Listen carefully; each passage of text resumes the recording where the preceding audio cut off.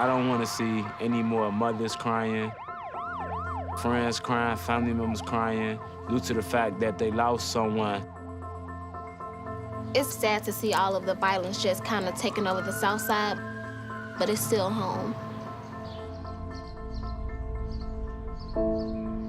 It's overwhelming to grow up in this day and age because you never know if you're gonna be the next Twitter hashtag or if you're gonna be the next victim in the news. So how I got involved with gangs was basically fresh out the womb. It was happening before I could remember. I had bad company around teaching me how to gang bang, shoot guns, sell crack, all that other stuff. And then you stuck, you find yourself in a situation you can't get out. I've been involved in our community for a long time, but I was really unaware of the pervasiveness of violence in Chicago, particularly how it affects children. I see a lot of hurt and a lot of pain, and they just need, like, the right guidance. They need something to live for. Because a lot of people just have bodies with air in them, but they don't, like, have a soul. Like, they're not living. They're just, like, waking up ready to die.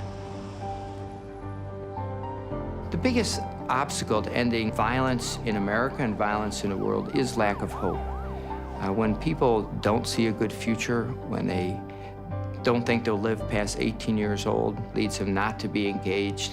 And in the end, it leads to violence and tragedy. To know that you felt like your life was gonna be taken away at any second, I just had to do something about it. And that's where we came up with the Peace March.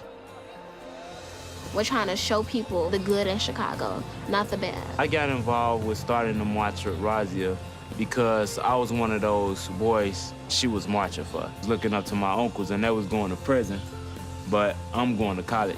Hey, who's for peace today? Here are two teenagers who have gotten hundreds, now thousands of people to come out, take a stand, and make a difference. And it just shows how one person can change the world.